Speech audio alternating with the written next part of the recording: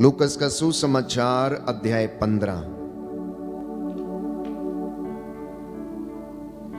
लूकस का सुसमाचार अध्याय 15 पद संख्या 1 से लेकर 7 तक पढ़ेंगे। ईसा का उपदेश सुनने के लिए नाकेदार और पापी उनके पास आया करते थे। कौन कौन आया करते थे? नाकेदार और पापी।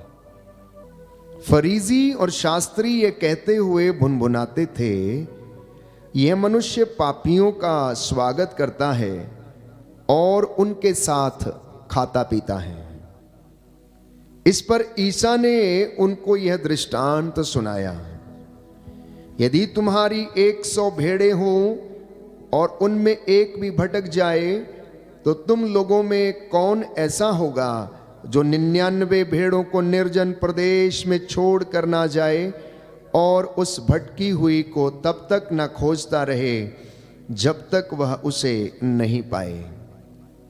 पाने पर वह आनंदित होकर उसे अपने कंधों पर रख लेता है और घर आकर अपने मित्रों और पड़ोसियों को बुलाता है और उनसे कहता है, मेरे साथ आनंद मनाओ, क्योंकि मैंने अपनी भटकी हुई भेड़ को पा लिया है।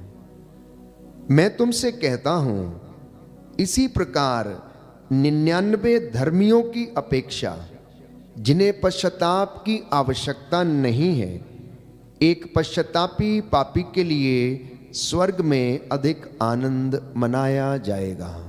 Hallelujah, hallelujah, hallelujah, hallelujah, hallelujah, hallelujah, hallelujah. Hallelujah. तो प्रभु का वचन स्पष्ट है प्यारे भाइयों और बहनों। 99 धर्मियों की अपेक्षा, जिन्हें शायद प्रायश्चित की आवश्यकता ना हो, एक पश्चातापी पापी के लिए बाइबल कहती है, प्रभु ने कहा कि स्वर्ग राज्य में आनंद मनाया जाएगा।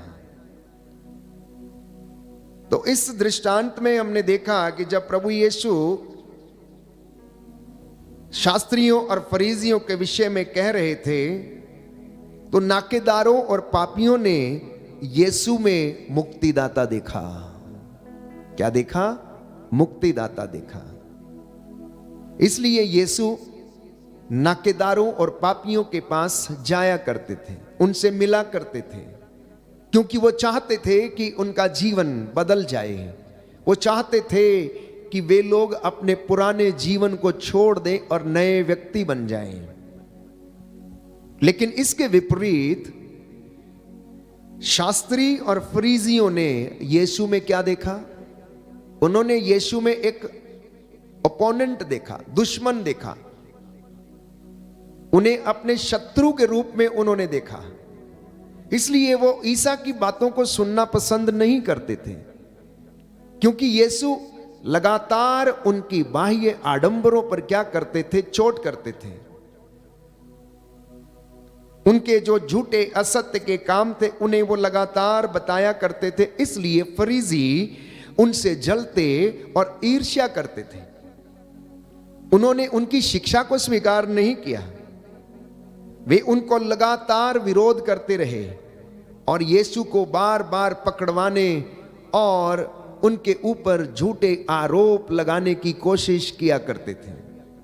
लेकिन वो इन सब में कामयाब नहीं हो पाते थे, क्योंकि प्रभु पवित्र आत्मा के सामर्थ्य से प्यारे भाइयों और बहनों उन्हें जवाब देते और पिता इस बात में उनकी सहायता करता और उनके साथ रहता था। वो पिता से जो कुछ सुनते वही बोल दिया करते थे। और यीशु उनसे ये कहते थे, देखो, मेरे लिए सब मनुष्य एक समान है। मेरे लिए सब मनुष्य एक समान है और मैं खोई हुई भेड़ को क्या करने के लिए आया हूं? मैं ढूंढने के लिए आया हूं। मैं खोई हुई भेड़ को मैं ढूंढने के लिए आया हूं। मैं इसलिए आया हूं कि वे जीवन प्राप्त करें। थोड़ा बहुत जीवन नहीं, परिपूर्ण जीवन प्राप्त करें। कैसा जीवन प्राप्त करें? परिपूर्ण जीवन प्राप्त करें। कितने लोग विश्वास करते हैं कि आपको परिपूर्ण जीवन मिल गया है?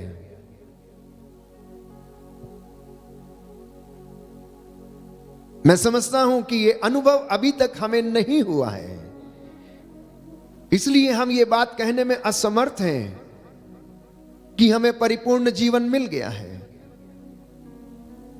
और मैं इसी विषय पर चर्चा कर रहा था क्योंकि हमारा विश्वास कमजोर है।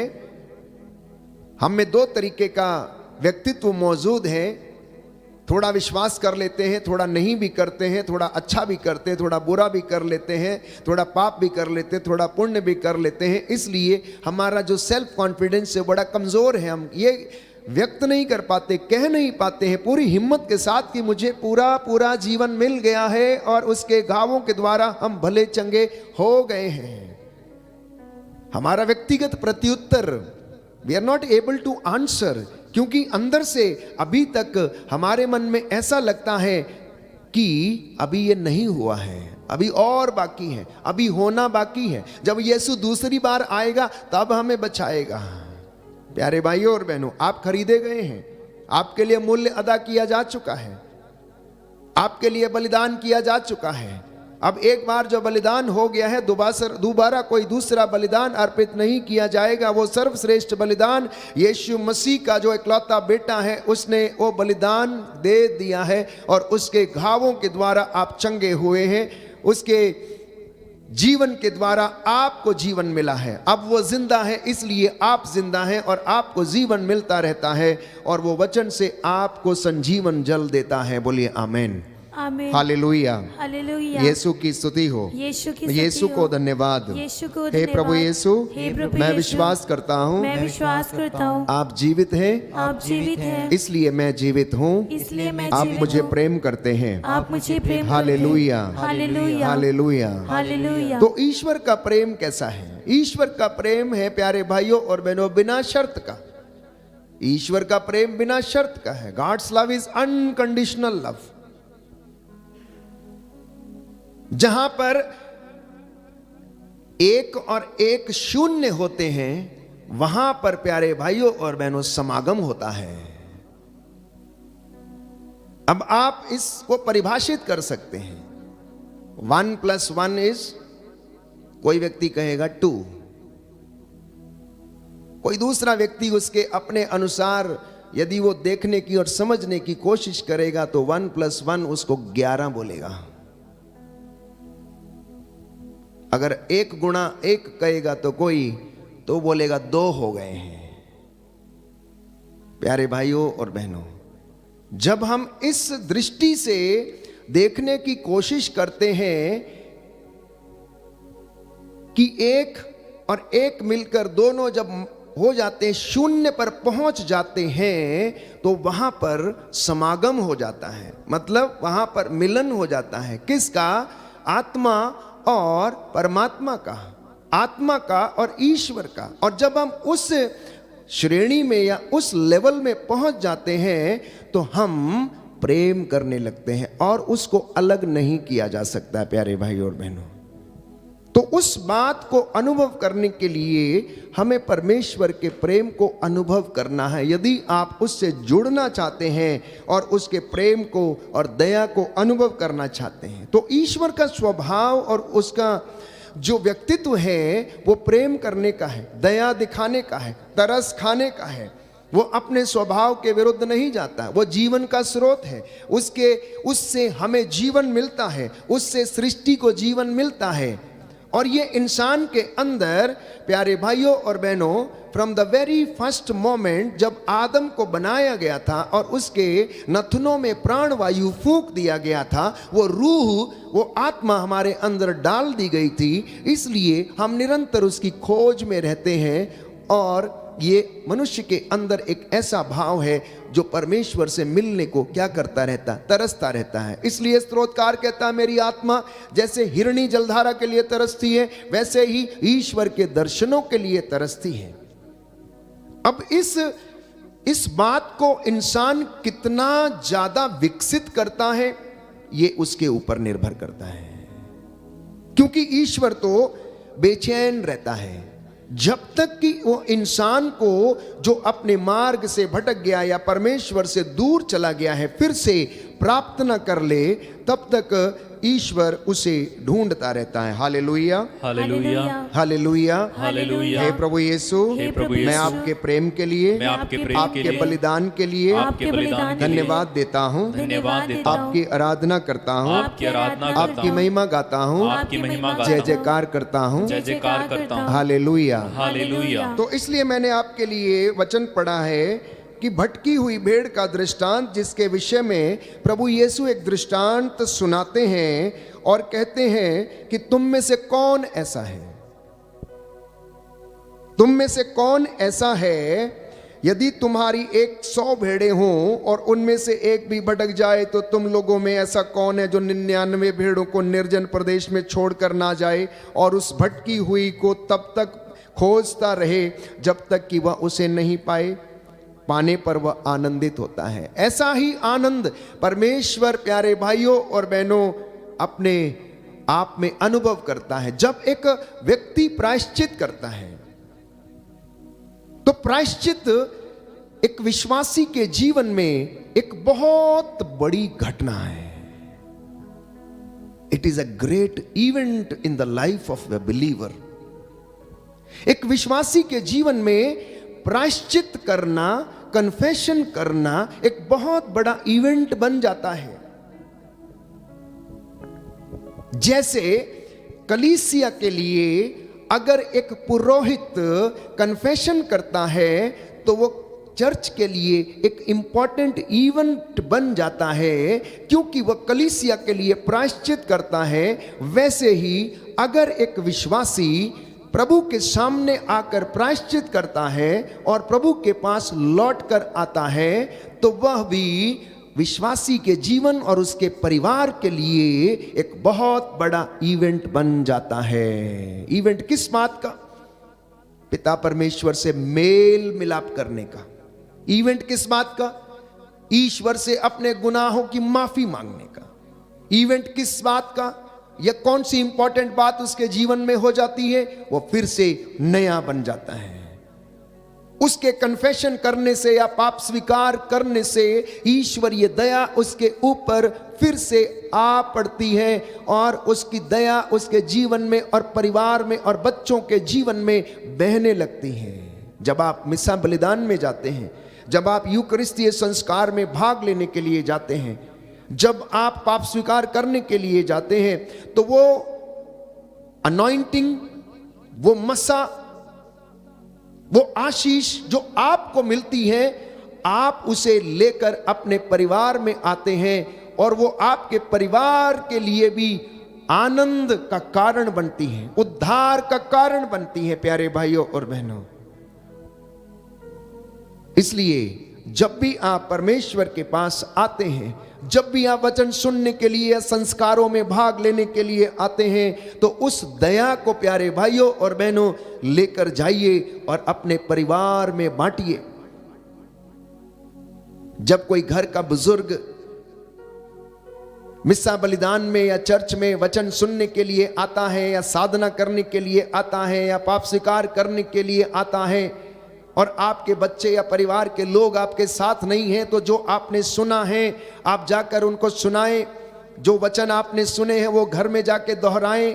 अपने बच्चों को जाकर यीशु के नाम पर आप ब्लेस करें, क्योंकि आप ये आशीष मिस्सा बलिदान की लेकर अपने घर जा रहे हैं। इसलिए पुरोहित क्या करता है? मिस्सा के अंत में वो कहता है कि प्रभु आप लोगों के साथ हो और आपके भी साथ में हो। आप विदा लें और ईश्वर के प्रेम और सेवा में जीवन बिताएं। ये शांति का जो आशीर्वाद आप लेकर जाते हैं, ये आपके अपने घरों में आप बांटते हैं। वो प्रेम प्यारे भाइयों और बहनों जो लेकर जाते हैं, वो अपने घर में अपने बच्चों के साथ, नाती पोतों के साथ, बड़ों के साथ, बुजुर्गों के साथ बांटना और उन्हें आशीष प्रदान करना, प्रभु के प्रेम को बांटना। तो हमारा प्रत्युत्तर क्या है? What is our answer? जब हम ये कहते हैं कि प्रभु हमें ऐसे खोजने के लिए आता है जैसे एक गडरिया अपनी खोई हुई भेड़ के पीछे जाता है, तो परमेश्वर इंसान को खोजने के लिए आता है जब वो सत्य के मार्ग से भटक जाता है। वो उसके पीछे जाता है और उसे बचाने के लिए पूरा पूरा प्रयास करता है। हमारा प्रत्युत्तर क्या है? हम क्या करते हैं? क्या हम अपने आप को झाड़ियों में छिपाते हैं या पत्तों के पीछे छिपाते हैं? जिस प्रकार से आदम ने अपने आप को छिपाया, या जिस प्रकार से जक्केउस ने अपने आप को पेड़ के पत्तों में छिपा लिया, हमारा प्रत्युत्तर क्या है? What is our answer when God comes in our search? और जब वो हमसे पूछता है, आदम तुम कहां हो, हमारा नाम लेकर पूछता है, अशोक तुम कहां हो, माइकल तुम कहां हो, वो आप में से हर एक का नाम लेकर पूछता है, तुम कहां हो? आपका जवाब क्या है? मैं तेरी आवाज सुन के डर गया, या फिर ये कहता हूं कि नहीं प्रभु मैं यहां हूं? आप क्या कहते हैं? प्रभु अभी बाजार में हूं, मैं आता हूं थोड़ी देर में। प्रभु अभी समय नहीं है, पिकनिक जा रहा हूं, आज नहीं अगले संडे आऊंगा। What is your answer? प्रभु अभी माफ कर दीजिए, मेरे पास सेवा करने के लिए समय नहीं है। प्रभु अभी मुझे माफ करना, मेरे पास इस बार मेरी सैलरी नहीं मिली तो इस बार मैं दशमांश नहीं दे पाऊंगा, साल के बाद में दे दूंगा। इकट्ठा करके रखा है प्रभु। What is your answer? What is your answer? प्यारे भाइयों और बहनों, ईश्वर मनुष्य बना और मनुष्य का रूप धारण करके इस दुनिया में आया। क्यों आया? आपके देखने के लिए आया आपको। आप कैसे रहते हैं, आप क्या करते हैं, आपका स्वभाव क्या है, आपका व्यक्तित्व क्या है, आपकी बोली कैसी है, आप कैसे काम करते हैं, वो देखने के लिए आया। आपका दुख क्या है, वो उसको अनुभव करने के लिए आया। आपका दर्द क्या है, वो आपका दर्द अनुभव करने के लिए आया। आपके रिश्ते कैसे हैं, वो सब कुछ इस धरती पर मनुष्य बनकर देखने के लिए आया। और याद रखिए, उसका न्याय और दंड दोनों एक बराबर है, वो पक्षपात नहीं करता है। तो यीशु जिसने अपने जीवन को कुर्बान किया क्योंकि वो हमसे प्रेम करता है, वो नए विधान का योशुआ है। पुराने विधान में हम बाइबल हमें बताती है कि योशुआ ने इजरायली जनता को क्या किया, कनान की भूमि की ओर उनका नेतृत्व किया और उनको वहां पर ले गया। लेकिन नए विधान में जीसस, प्यारे भाइयों और बहनों, नए विधान का योशुआ है जो हमें पाप की दास्ता से छुड़ाकर आजादी की भूमि के ऊपर लेकर गया। वो हमें उस स्वर्ग की ओर जहां पर दूध मधु की नदियां बहती हैं, जिसके विषय में लिखा जहां कभी रात नहीं होती है, हमेशा वहां पर रोशनी रहती है, वो उस स्वर्ग में जहां पर आजादी है प्यारे भाइयों और बहनों, वो वहां पर हमको लेकर जाने के लिए आया। Hallelujah, hallelujah, hallelujah, hallelujah. यीशु की स्तुति हो, यीशु की स्तुति हो, यीशु को धन्यवाद, यीशु को धन्यवाद, यीशु की आराधना हो, यीशु की आराधना यीशु हो, की महिमा हो, यीशु की महिमा हो, यीशु को धन्यवाद, यीशु को धन्यवाद। हालेलुया। हालेलुया। तो आप जान लीजिए कि जब हम ये कहते हैं कि यीशु मसीह नए विधान का योशुआ है जो हमें पाप की दास्ता से मुक्त करता है और हमें स्वर्ग की ओर लेकर जा रहा है, और अंत में हमें लेने के लिए आएगा और बादलों पर वो आएगा और हमें लेकर जाएगा, जैसा कि बाइबल हमें बताती है, हम विश्वास करते हैं और ये वचन पूरा होगा प्यारे भाइयों और बहनों। तो प्रेरितों का कार्यकलाप अध्याय 4 पद संख्या 12 में लिखा है, किसी दूसरे व्यक्ति के द्वारा मुक्ति नहीं मिल सकती, क्योंकि समस्त संसार में ईसा नाम के सिवा मनुष्यों को कोई दूसरा नाम नहीं दिया गया है जिसके द्वारा हमें मुक्ति मिल सकती है।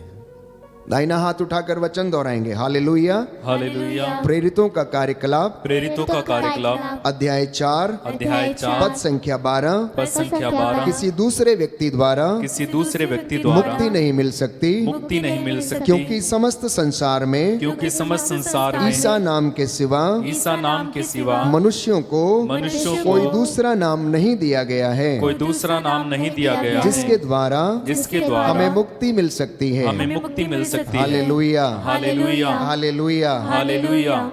तो हम कैसे बचेंगे? हम कैसे बचेंगे? हम अपने आप से पूछें, how can I be saved? मैं कैसे बच पाऊंगा? अच्छे काम करके, विश्वास करके? बाइबल एक जवाब देती है प्यारे भाइयों और बहनों। जब हम ये पूछते हैं कि हम कैसे बचेंगे, तो सुनिए ध्यान से क्या लिखा है। प्रेरितों के कार्यकलाप अध्याय 2 पद संख्या 21 में लिखा है कि जो प्रभु की दुहाई देगा वही बचेगा। प्रेरितों का कार्यक्रम अध्याय 2 पद संख्या 21। जो प्रभु की दुहाई देगा वही बचेगा, दूसरा नहीं। प्रभु की दुहाई देने का मतलब है यूं ही नहीं चिल्लाते जाना, उसकी शिक्षा को सुनना, दुहाई देना, जैसा वो कहता है उसकी आवाज को प्यारे भाइयों और बहनों सुनना, उसकी आवाज को सुनना। ठीक एक छोटे बच्चे के जैसे जो अपने पापा की आवाज को सुनता है और दौड़ा चला आता है, क्योंकि उसे मालूम है कि उसका पिता उसे संभाल लेगा, उसे मालूम है कि उसका पिता उसे संभाल लेगा, उसे पकड़ लेगा प्यारे भाई और बहनों, इसलिए वो उस पर निर्भर करता है। तो प्रभु के प्रेम को अनुभव करें, उसके स्पर्श को अनुभव करें। कभी कभी आपको ऐसा लग सकता है कि क्या ये वास्तव में सही है या गलत है। हो सकता है आपके जीवन में कोई ऐसा क्षण आ जाए जब आप ये सोचें कि क्या ये पाप तो नहीं, क्या सचमुच में ये पाप है, क्या ये पाप है, मैं करूं या ना करूं। ऐसी परिस्थितियां आती हैं और आपके मन में दो विचार आ सकते हैं। शैतान आपसे क्या कह सकता है कि क्या वास्तव में प्रभु ने ये कहा है कि यदि तुम खाओगे तो इसे मर जाओगे। अनेक बार ऐसी परिस्थितियां आती हैं और हम असमंजस में पड़ जाते हैं। We are not able to decide कि हम क्या करें, कहां जाएं, कैसे करें। तो ऐसी परिस्थिति में आप शैतान के बहकावे में, संत पेतरुस कहता है, ना पड़े। पेतरुस का पहला पत्र अध्याय 5 पद संख्या 8, क्योंकि वो तो आपको बहकाने के लिए तैयार है। और योहन के सुसमाचार में हम पढ़ते हैं प्यारे भाइयों और बहनों कि वो झूठ का पिता है, वो झूठ का पिता है, इसलिए वो झूठ बोलता है, झूठ बोलता है। तो ऐसी तमाम परिस्थितियां जीवन में आ सकती हैं। अब ये आपके ऊपर निर्भर करता है कि आप इन परिस्थितियों का कैसे जवाब देना चाहते हैं। यदि आप विश्वास में पक्के हैं, यदि आप वचन में पक्के हैं, यदि आपने ध्यानपूर्वक वचन को सुना है, तो आप प्यारे भाइयों और बहनों बिल्कुल भी नहीं घबराएंगे और ना भटकेंगे, आपका विश्वास मजबूत रहेगा।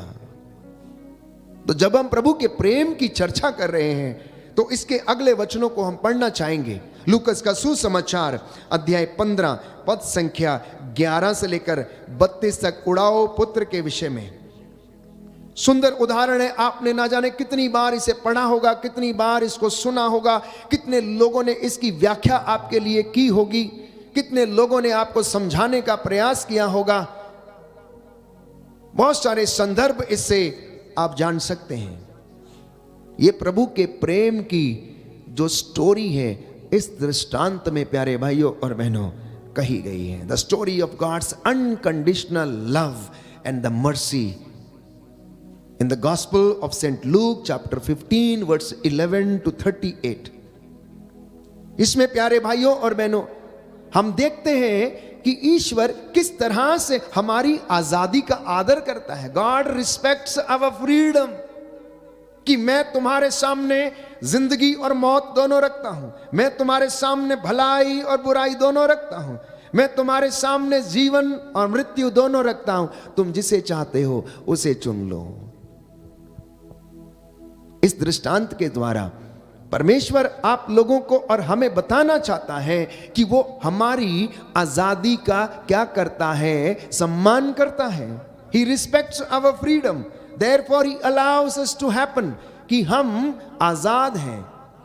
लेकिन यदि हम पवित्र आत्मा के द्वारा संचालित नहीं हैं तो प्यारे भाइयों और बहनों हम सांसारिक आत्मा से संचालित हैं, और सांसारिक आत्मा में जीवन नहीं है, वो विनाश की ओर ले जाता है, वो विनाश की ओर ले जाता है। तो इस दृष्टांत में प्यारे भाइयों और बहनों हम जानते हैं कि किस तरह से पिता अपने उस बेटे का इंतजार कर रहा था जो उससे दूर चला गया था, जो भटक गया था, जिसने अपनी संपत्ति का हिस्सा अपने पिता से लेकर सब कुछ बर्बाद कर दिया और उसे खाया पिया उड़ा दिया, और ऐसी जिल्लत की जिंदगी वो जी रहा था जिसे वो सहन नहीं कर पा रहा था। अब उसे जब होश आता है तो उठता है और जाता है, और प्रभु के प्रेम का जो मर्म था उसको वो तब समझता है जब पिता उसको दोनों हाथ फैलाकर अपने गले से लगाता है, नए वस्त्र पहनाता है, हाथ में अंगूठी पहनाता है, पैरों में नई चप्पलें पहनाता है। मैं समझता हूं आप में से अगर कोई आपका बेटा या बेटी घर से भाग जाएगा और इस तरीके की जिंदगी बिताकर वापस आएगा तो आप में से बहुत सारे लोग ऐसे होंगे, या तो उससे बात नहीं करेंगे, या उसे 10 बार ताने मारेंगे, या उसे जिंदगी भर उसे सुनाते रहेंगे, या उसे कोसते रहेंगे, या बार बार हर पल, हर घंटे, हर क्षण उसकी गलतियों को याद दिलाते रहेंगे। तुमने ऐसा किया, तुमने बर्बाद कर दिया, तुमने ये सब किया, अब मैं तुम्हारे साथ ऐसा क्यों करूं। आप में से बहुत सारे लोग, प्यारे भाइयों और बहनों, इस तरीके का व्यवहार अपने बच्चे से या अपने भाई या बहन से करेंगे, या अपनी पत्नी से या पति से करेंगे, क्योंकि अभी तक इस लूकस के सुसमाचार अध्याय 15 पद संख्या 11 से लेकर 32 तक में जो दृष्टांत बताया गया है उसका मर्म अभी तक नहीं समझा। और प्रभु कहता है तुम क्षमा करो और तुम्हें भी क्षमा किया जाएगा। जब हम दूसरों पर दोष लगाते हैं और ये हम समझते हैं कि हम बहुत अच्छे हैं, शास्त्रियों ने भी, फरीजियों ने भी ऐसा ही समझा, इसलिए उन्होंने अपने जीवन में प्रेम का अनुभव नहीं किया। उन्होंने यीशु में क्या देखा? अपने दुश्मन को देखा, क्योंकि यीशु मसीह उनकी बुराइयों को उनके सामने प्रकट करते थे। यीशु मसीह उनके बाह्य आडंबरों पर कुठाराघात करते थे, इसलिए वो उनको मारने काटने के लिए हमेशा तैयार रहते थे, उनके ऊपर झूठे आरोप लगाने के लिए तैयार होते थे। और आज वही प्रभु आपसे ये कह रहा है कि जैसे मैंने तुमसे प्रेम किया है वैसे तुम भी एक दूसरे को प्रेम करो। बोलो आमेन, हालेलुया, हालेलुया, हालेलुया, हालेलुया। हे प्रभु यीशु, हे प्रभु यीशु, मुझ पर दया कीजिए, मुझ पर दया कीजिए, मेरे परिवार पर दया कीजिए, मेरे परिवार पर मैं दया आपकी आराधना करता हूँ, मैं आपकी आराधना आपकी महिमा गाता हूँ, आपकी महिमा गाता हूँ, आपकी जय जयकार करता हूँ। आपकी जय जयकार करता हूँ। Hallelujah, hallelujah, hallelujah, hallelujah, hallelujah, hallelujah, hallelujah, hallelujah, hallelujah. Hallelujah. तो यशायाह नबी के ग्रंथ अध्याय 1 पद संख्या 18 में कि वो ईश्वर, प्यारे भाइयों और बहनों, जो हमारा इंतजार करता है, उसका वचन हमसे क्या कहता है। Book of Isaiah chapter 1 verse 18। प्रभु कहता है आओ हम एक साथ विचार करें। प्रभु कहता है आओ हम एक साथ विचार करें। तुम्हारे पाप सिंदूर की तरह लाल क्यों ना हो, वे हिम की तरह उज्जवल हो जाएंगे। वे किरमिच की तरह मटमैले क्यों ना हो, वे ऊन की तरह श्वेत हो जाएंगे। आओ हम एक साथ विचार करें। हमारे बाहरी आडंबर, हमारी बाहरी कार्यकलाप, प्यारे भाइयों और बहनों, ये सिर्फ एक्सटर्नल शो बनकर रह जाते हैं। जब हम वास्तविकता को अनुभव नहीं कर पाते हैं, जब हम अपने जीवन में उस शांति को महसूस नहीं कर पाते, उस प्रेम को महसूस नहीं कर पाते हैं, क्षमा को महसूस नहीं कर पाते हैं, तो हम दूसरों के साथ बांट भी नहीं पाते हैं, हम दूसरों को दे भी नहीं सकते हैं। इसलिए प्रभु का वचन आज स्पष्ट रूप से हमें बताता है, प्यारे भाइयों और बहनों, कि क्या हम वास्तव में प्रभु के प्रेम के अनुसार जीवन व्यतीत करने की कोशिश करते हैं या नहीं। यदि वचन संख्या 15 में पढ़ेंगे तो प्रभु ये कहता है, जब तुम अपने हाथ फैलाते हो तो मैं तुम्हारी ओर से आंखें फेर लेता हूं, मैं तुम्हारी असंख्य प्रार्थनाओं को अनसुना कर देता हूं। तुम्हारे हाथ रक्त से रंगे हुए हैं। आगे लिखा है, स्नान करो, शुद्ध हो जाओ, अपने कुकर्म मेरी आंखों के सामने से दूर करो, पाप करना छोड़ दो, भलाई करना सीखो, न्याय के अनुसार आचरण करो, पद दलितों को सहायता दो, अनाथों को न्याय दिलाओ और विधवाओं की रक्षा करो। क्या सचमुच में हमारा मुख शुद्ध है? क्या सचमुच में हमारे हाथ पवित्र हैं? क्या सचमुच में हमारे कान शुद्ध हैं? क्या सचमुच में हमारा शरीर पवित्र है? क्या सचमुच में हमारे विचार पवित्र हैं? क्या सचमुच में हमारे धार्मिक कार्यकलाप जो हम करते हैं ये वास्तव में प्रभु को प्रिय है या केवल दिखावा है? ये आज मनन चिंतन का विषय है और प्रभु हमें चाहता है कि हम इस बात को मनन चिंतन करें और उसकी दया को हम अनुभव करें। प्यारे भाइयों और बहनों, तो उड़ाऊ पुत्र के दृष्टांत में जब पिता ने अपने सेवकों से कहा कि मेरा बेटा जो खो गया था वो मिल गया है, जो मर गया था वो जिंदा हो गया है, इसलिए आनंद मनाना उचित है, इसलिए आनंद मनाना उचित है, इसलिए तुम लोग जाओ और एक मोटा बछड़ा काटो, हम खाएं और आनंद मनाएं। यीशु मसीह जो बलिदान हुआ, प्यारे भाइयों और बहनों, इसी बछड़े का प्रतीक है। उड़ाऊ पुत्र के दृष्टांत में जो मोटा बछड़ा मारा गया, जिसके कारण उस घर में आनंद आया, वही प्यारे भाइयों और बहनों प्रभु यीशु मसीह, वो बलिदान किया हुआ व्यक्ति है जिसके कारण हमारी जिंदगी में आनंद आया और मैं और आप हंस रहे हैं, आनंद मना रहे हैं, स्तुति कर रहे हैं।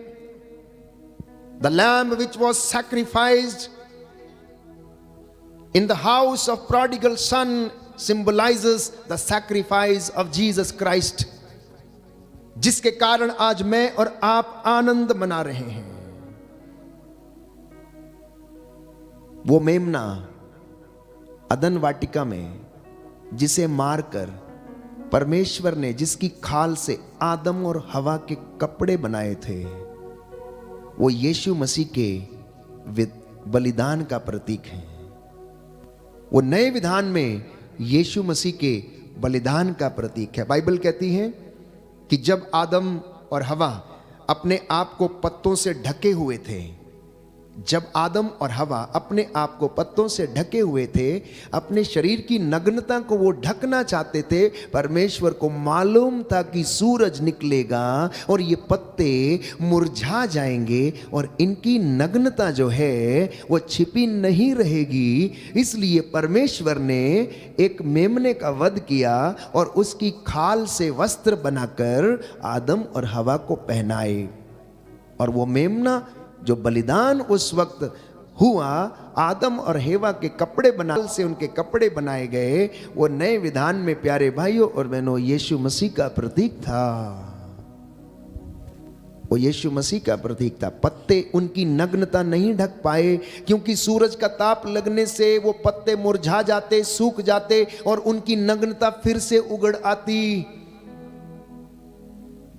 इसलिए सांडों, बकरों और मेढ़ों का रक्त बहाने से पाप क्षमा नहीं मिलती, मुक्ति नहीं मिल सकती। यीशु का लहू, जो पवित्र लहू था, बहाने से मुझे और आपको मुक्ति मिली। उस प्रेम को हम अनुभव करते हैं। इसलिए शुरू से लेकर अंत तक हमने उसी प्रेम को अनुभव करने के लिए मैंने भजन स्रोत आपके लिए पढ़ा, इस गीत को गाया, ताकि हम उस प्रेम की सीमा को समझ सकें, जिसकी कोई तौल नहीं है, जिसकी कोई लंबाई, चौड़ाई, गहराई कोई आज तक नाप नहीं सका है और ना ही कोई नाप सकता है। प्यारे भाइयों और बहनों,